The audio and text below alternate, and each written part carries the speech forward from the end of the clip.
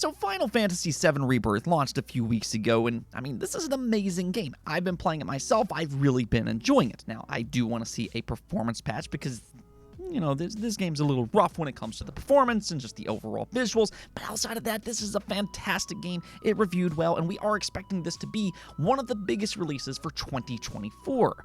But it's almost like Japan didn't exactly get the memo. Now, when you think about Final Fantasy, you think about Japan. This has historically been a big franchise over in that specific region. But as we talked about last week, this game is not performing well over there, and now that we've gotten a second week of results, we have a problem. This is not looking good for the Final Fantasy franchise, and I think this kind of highlights a major issue with the PlayStation brand, specifically over in Japan. Now, I do think there is a solution to this, though, and I will talk about all of that today. I think that Sony does need to address this going forward, but nonetheless, Final Fantasy VII Rebirth has definitely gotten off to a, I would say, lackluster and surprising start in Japan. Now, we will also talk about the Gamers Holiday today because that is quickly coming up on us, and I know the news has been a little slow here recently, but that really should start to ramp up sometime here soon, as we did get an announcement today, and I'm expecting following announcements as well as leaks and rumors. It should be an exciting couple of months ahead. Now, let's just go and get right into this Final Fantasy VII Rebirth situation, though. We did talk a little bit about this last week, but Final Fantasy VII Rebirth did not have an astounding launch over in Japan. Like, it really is kind of a strange situation because even last year, there was already talk about the decline of Final Fantasy, especially over in Japan. I mean, all you really have to do is look at the results. It's undeniable. If we go all the way back to Final Fantasy 13, and I want to do this just to kind of show you the power of this franchise over in Japan, it sold 1.5 million units in its first week. Then if you jump over to Final Fantasy 15, that dropped off to 690,000 units. Now, Final Fantasy VII Remake did bounce back up, selling at 702,000 units, but then you go to Final Fantasy 16, and that dropped off majorly to 336,000 units for its first week. So there was already this major discussion about Final Fantasy last year and the decline of this franchise, at least over in Japan. Now, you do have to consider that digital is much more prevalent this generation than ever before, and we're not even including worldwide sales here, so, you know, you got to keep those things in mind. But if you take a look at Final Fantasy VII Rebirth in Japan, there was this hope, there was expectations, really, that this was going to sell more than Final Fantasy 16 because Final Fantasy 7, you know, this IP is just more popular. So surely it's going to sell more than 16, which was already lackluster for this franchise.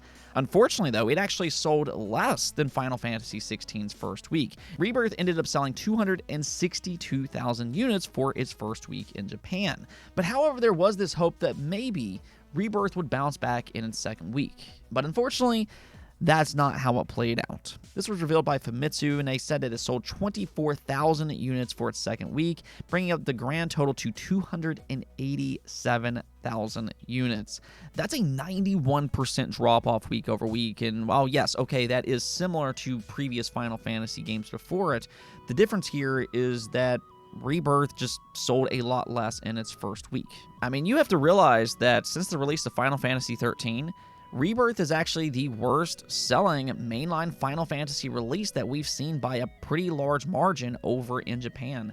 The Final Fantasy series in Japan, yes, is declining. And I say that regrettably because I do love this franchise. I've talked about this over and over before. This is one of my favorite franchises of all time. I love Final Fantasy VII, and I'm really enjoying the remake trilogy. So as a fan, I absolutely do not want to hear something like this. But I do think that it brings up some interesting things to think about.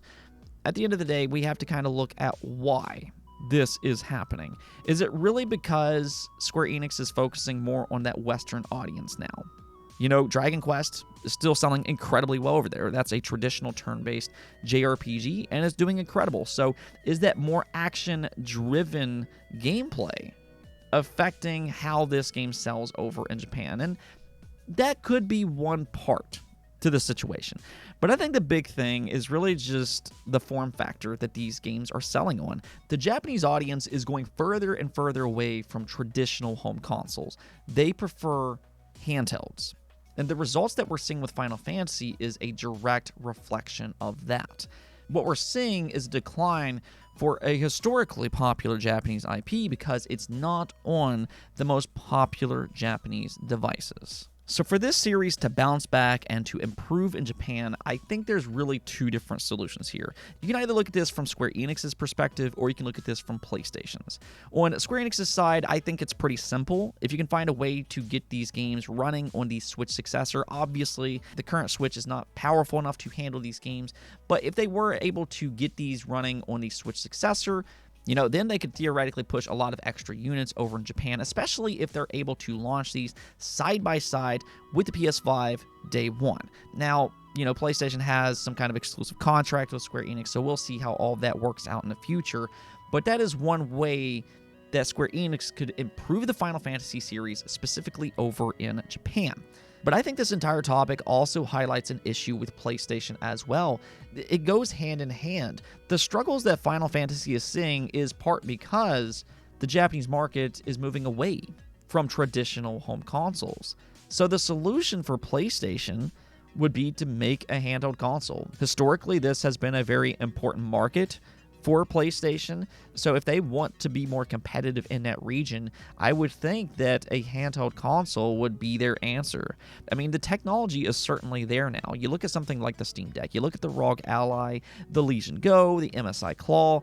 We've seen all of these different PC gaming handhelds and the type of power they can pack into them. No, they're not as powerful as the PlayStation 5 or the Xbox Series X, but if PlayStation could put out a companion device that could at least play a lot of their home console games locally, then I think that would be a major shakeup for the Japanese market. I think that this is their answer to be more competitive in that specific region. It would also allow games like Final Fantasy Rebirth and Remake to have more success over in Japan. So I think the time is now. I think that PlayStation needs to heavily consider once again re-entering that handheld market. Maybe not quite like the Vita. This is more of a companion device rather than having different studios make exclusive titles specifically for a handheld. So it will work differently, but I think this would be a huge move for PlayStation in Japan that would help them sell a lot more units. I mean, you look at something like the Steam Deck again, and you can get these games running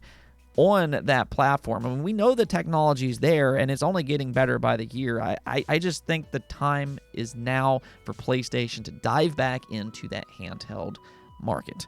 Let me hear all of your thoughts about this in the comments below, though. Do you agree with me or not? And that's perfectly fine if you don't. I want to hear your thoughts in the comments below. Now, we did also get an announcement for the Summer Game Fest. As a lot of you are probably aware, E3 is pretty much dead by this point. And while I do understand the Summer Game Fest isn't quite the same level of hype as E3, it is still a fun overall event worth paying attention to. They have gotten some good reveals in the past, such as Elden Ring as an example. But yes, the Summer Game Fest has officially announced its return on June 7th. So there you go. Go and mark your calendars. And even if you don't like Jeff Keighley's showcases, maybe you don't like the Summer Game Fest and how he handles things, I completely understand that. But it also signifies that the gamer's holiday is almost upon us. But we also have to keep an eye on what other publishers are doing as well. Xbox has already alluded to a June showcase, so you can pretty much guarantee they will have something this June. But even beyond that, what about PlayStation, Ubisoft, Nintendo? Well, they have their own showcases as well. And that's really what I'm kind of getting into here. The next few months are probably going to be pretty exciting. I talk about this every single year. But once these showcases are starting to be planned out, that's really when leaks happen. That's when people talk behind the scenes. So we should start to see an influx of news here in the next couple months. Of course, stay subscribed, and I will keep you all up to date on all of that. Now, we also got an official confirmation that a large part of Saber Interactive and its assets has been sold off from the Embracer Group to a group of private investors by the name of Beacon Interactive. I mean, the Embracer Group has been dealing with a ton of problems for a while now. I think we all kind of know this, but this is a pretty huge shift. This does include a variety of studio acquisitions, including Slipgate, there's Madhead Games, 3D Realms, Zen Studios, Nibble Giant, as well as several more, plus 4A Games, which is most known for the Metro series. That is a proven studio that works on AAA caliber games, and they just got sold off. And that's where a lot of the questions come in. With these studios being sold off, what happens to games like the Metro series? Embracer Group didn't sell everything off. They did retain certain studios, and they still kept a lot of their IP. So with so much change here, what exactly happens to all of these different games that's already in development? Well, Saber's CCO did partially answer this question on Twitter, and you can see here where he said, "I've received a lot of questions concerning the status of some of our previously announced projects now that Saber has separated from Embracer. I'm happy to confirm that we're still working on a number of titles, including Warhammer 40,000, Space Marine 2, John Carpenter's Toxic Commando, and Jurassic Park Survival. We're so excited about these titles, and we can't wait to share more with everyone soon." So that does at least answer some questions for a lot of these games, but I think a lot of people would still like to hear about, something like the future of the Metro series as an example. It does appear that Metro is staying with the Embracer Group, but, they also sold off its developer 4A Games. So maybe they'll just be close partners, similar to the Toys for Bob Microsoft situation. But an official announcement, I'm sure, would go a long way in reassuring fans. Now, there's also reports going around that Knights of the Old Republic remake could still be in development. Jason Schreier did report that Saber Interactive will be taking that game along with them, which kind of indicates that it still is in development. So if you are interested in that game, that is something to be excited about. But this is a pretty big shift in the game industry as a whole, and with so much information still coming in, we will have to pay close attention to see exactly how all of this plays out. Now, one last thing before I go. In a surprise announcement, Sabotage Studios revealed that Sea of Stars has now reached more than 5 million players. That is well deserved. And as a celebration, it'll be getting a brand new game mode that I never really thought about, but it actually sounds pretty cool on paper when you start to think about it. It's a new 3-player cooperative mode. They're calling it Single Player Plus, and basically it's the same great game that it already was. You're going to get the good story, you're going to get the great characters and gameplay, but now you'll also be able to play it with 3-player local co-op, and it features all new co-op timed hits. Now, I assume that means you'll have to time your attacks in battle with your team, which could actually be fun. I mean, this will likely be a niche game mode, all things considered, but it is still a pretty cool addition. We still don't know exactly when it'll release, but if you do have somebody to play with, then this would be a great excuse to dive back into one of the better new JRPGs available. Anyways, though, that's going to be it for this episode. I would like to hear your all's thoughts on the Final Fantasy situation. Why do you think it's declining over in Japan? And what do you think they should do about that to fix it going forward? Until next time, though, peace out.